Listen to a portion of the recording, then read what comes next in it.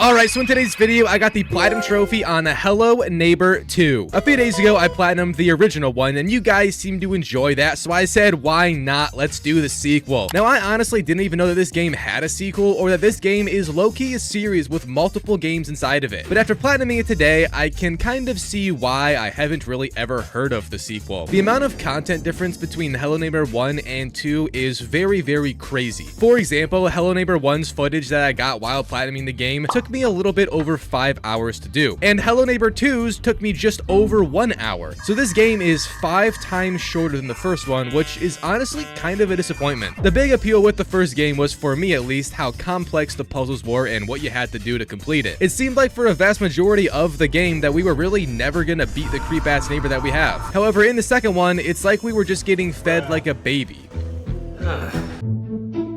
But anyways, the game has 15 total trophies, including the Platinum. It's very easy, as I said, taking only about 1 hour to complete, and it's rated at only a 2 out of 10 for difficulty. There is some missable trophies, however, so just beware, and with all of that said, make sure you also do drop a like and subscribe like usual, because the higher number is cooler, so do it. Now, starting off with Hello Neighbor 2, you get the game's opening cutscene, which shows the main character we play as today. And it's not the same from the first game, and this game has an actual storyline to it, if you will. I'm not saying the first one didn't, but this one has much more of a direct attempt at one. But basically, from what I can tell, we are a investigative journalist trying to figure out the mystery of this creepy guy at his house. And we get lucky right away and spot him doing some very nefarious things to his poor child. Now, I thought it was bad when I got beat, but at least we did that inside the house, unlike this absolutely deranged freak. However, he also spotted us, spotting him, and then he walked over and just smashed the shit out of our window. That is just disrespectful. Now I gotta go back to the damn car shop, and I'm not gonna wait 4 hours again. Oh yeah, that also scared us, and we were very distracted, and we crashed our car into his side barn, or somebody else's side barn, if that, I don't know. But this is also where the first puzzle of the game is at. And I don't know about you, but if I got my window smashed and then crashed my car into somebody's house, basically, and then there was a fucking puzzle to get out, I would be pretty pissed off. Thankfully, this puzzle is very simple. All you do is find colored gears around this place to put into the gear puzzle and make the lever or switch work, to then open the door and walk out. However, the neighbor guy was just spawn camping, and he instantly knocked us out with a shovel, and he broke our camera strap, which is the real evil here. But that did get us the first trophy of the game. Now, here's when things get odd, because then you just kind of awaken this weird, like, surveillance room. So I'm unsure if he stuck us in here, or if some other entity did. It's a little bit odd, is all I'm saying. But almost every time in between chapters or levels, this does happen. And then on these TV screens, you see where we are supposed to head to next in this town. It's actually a very easy way to figure out what you're supposed to do, so shout out to the developers. If this was Hello Neighbor 1, they would have probably just dropped us inside of a dark room and said, find the way out, you bitch. That's what I'm saying. But this first chapter was surrounded entirely around this dude's house, I believe. However, before that, we had to go get these scissors from this random kid's treehouse because they are used a lot throughout this game. But then you do just kind of run over to his house, and the cops are actually there. Turns out breaking someone's window with a shovel actually does go noticed this time. They must have a damn neighborhood watch full of white moms in this bitch. But this also means the enemy here isn't the neighbor, it's actually a cop. And the entire goal of this place is to find these keys and make it to the basement once more. You do this by just grabbing these little dolls of the people that I assume live here, then you have to just place them in the correct order on the house replica in the living room. Or, you know, whatever room this is on the bottom floor, I'm not sure. I, however, did get caught a few times trying to do this, which was very much an annoyance. However, I finally did do it. I grabbed the key, and then I also did sadly get grabbed myself. But what if I like it, huh? What did he say? Also, this cop, bro, pause. Just pause. Is this not the father from Cloudy with a Chance of Meatballs, or am I insane?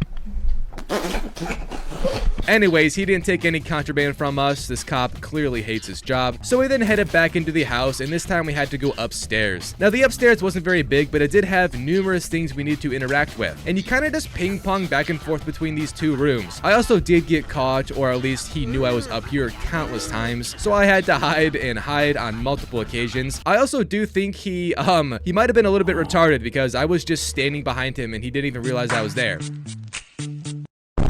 But like I said, we were still just after one more key to open the basement door, and after I finally got it, I opened all of the locks and I made it to the basement, completing the chapter and getting another trophy pop. We also saw in this cutscene a little hint at this museum of sorts, which is a spoiler to where the neighbor took his poor child that is being actively, you know what. So it's the next chapter right away, and all you do is use one more key on this little hatch to get out of the basement to go outside. However, upon doing so, a paper airplane flies over, and it's from that kid who is now missing, I guess. And there is so many of these damn things, it makes a trail of sorts for us to follow. Following it leads you to the rundown museum where we are thinking they are at. And sure enough, his shovel was there, and we picked it up, but then we had a stroke because our character actually has an undiagnosed heart condition. But I got him the trophy anyway, so GG. You then wake up once more at the fated hideout we have been given by the gods, but we didn't actually wake up, and this is a nightmare because the creep is under our bed. Then, however, you do actually wake up. Our poor character is just farming trauma at this point. Anyways, these little TVs show us our next POI. That stands for point of interest if you are retarded. And it's just this donut shop or pretzel shop. I don't know. Let's call it a bakery. I'm not really sure why we had to go here, but this chapter revolved entirely around the bakery. And the enemy here was just a fat blonde lady, so come to Poppy. You know what I'm saying? I'm kidding. But the puzzles here are actually super simple. It's just a tad bit challenging because this girl is on her shit, bro. She found me instantly. And inside the little death animation, she almost kind of seems to feel bad. Are we that absolutely chopped? Chat, there's no way.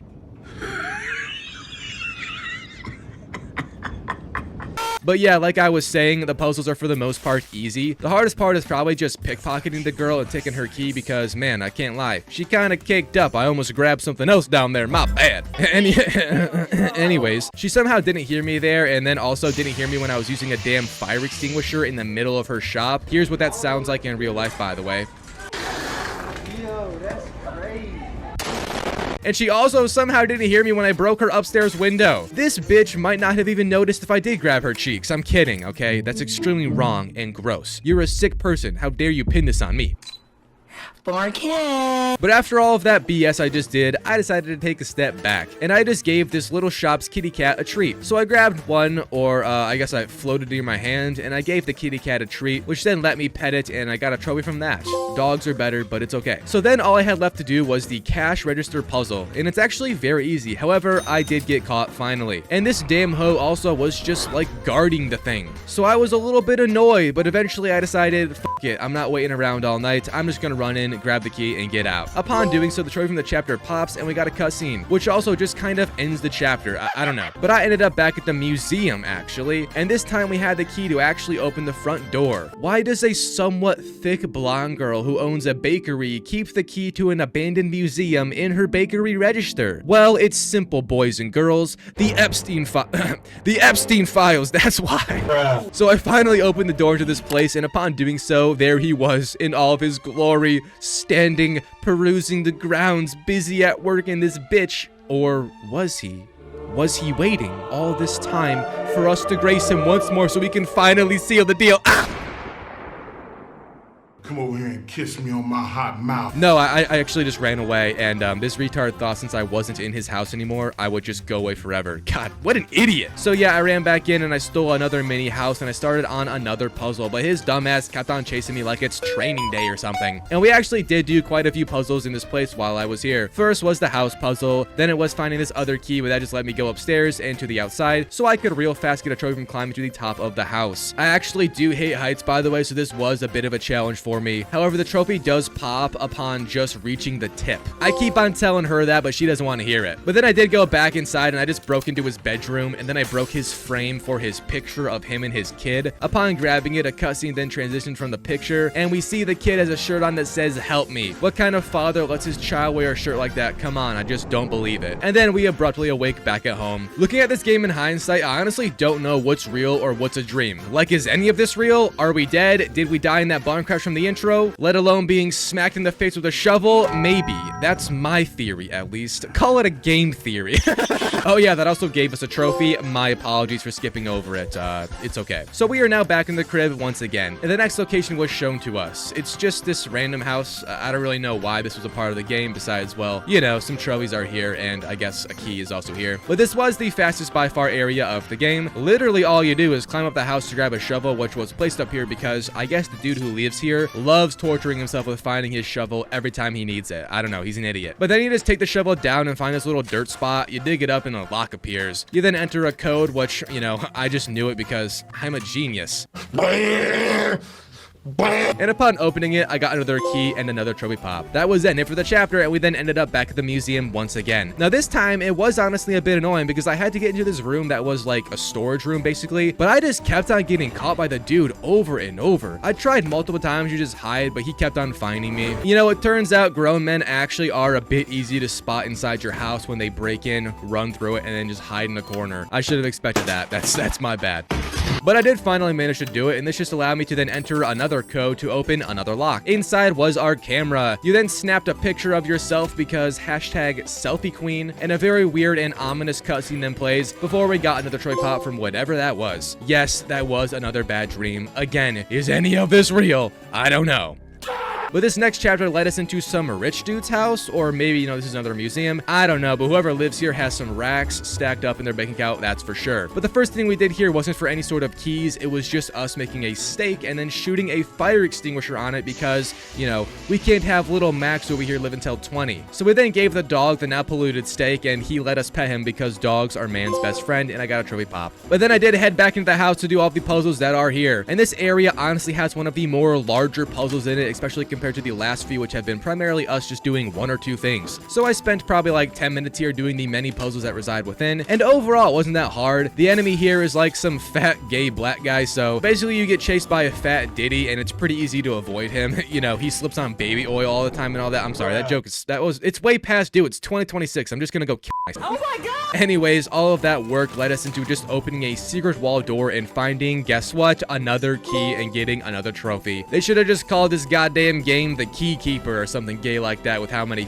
keys we gotta find. Anyways, we are back at the museum again, and guess what? This is the final time we go here, and it's the last chapter of the game itself. Yes, we have achieved maximum keys, and we can now save the little boy from his evil father. Before that, however, I had to get some trophies because, I mean, dude, the kid's fine. He's not going anywhere, that's for sure. But while doing this one trophy, which had us just put a bear head on a fake bear, I ended up juking the absolute shit ballsack out of this dude. And I honestly think he should pick a new career because bro is never recovering from that. Your ankles can only break so much before they fall off, and I dare say his are gone. But that then led me into finishing this tiny trophy, so GG, here is the trophy. I am the messiah of Hello Neighbor evasion. Put that shit on my grave, mom. Anyways, I then broke into his car, and I gotta say, nice whip, man. It's not as cool as the one I got in my garage, but it's getting there.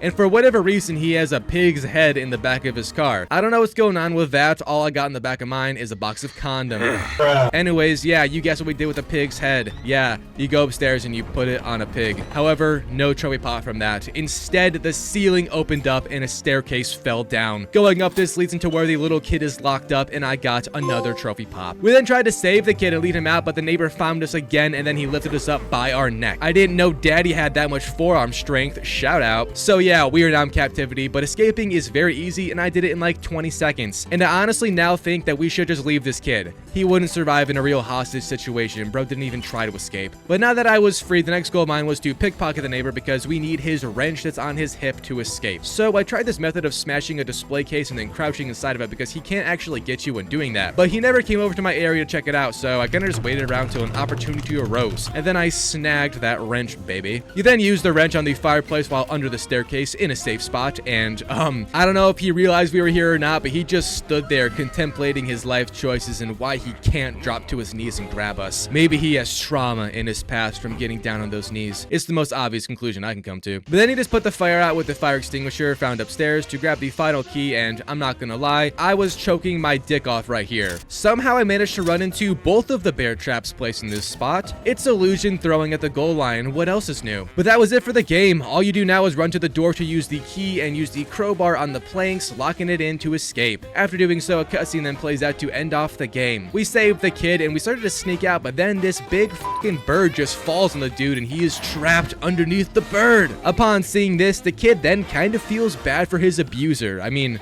father, sorry, that slipped out. We're now getting demonetized. So he just comforts him, and then we got hit in the head again with a shovel from some other unknown entity. And we even got dragged out of the damn room. This is the last time I ever do something good for an ungrateful fucking child. But yeah, that was it for Hello Neighbor 2. Here's the ending trophy and the platinum trophy on the game. So that was the Hello Neighbor 2 platinum trophy experience. Overall, I think the game is okay. It's not a bad game by any means, actually pretty good. It's just not as good as the OG. But yeah, they also made more of them, so if you guys want to see me do those, then show some love on this video. Drop a like, it's free. And then also comment your favorite type of oil down below, and I'll see you guys all in the next one. Peace out, boys.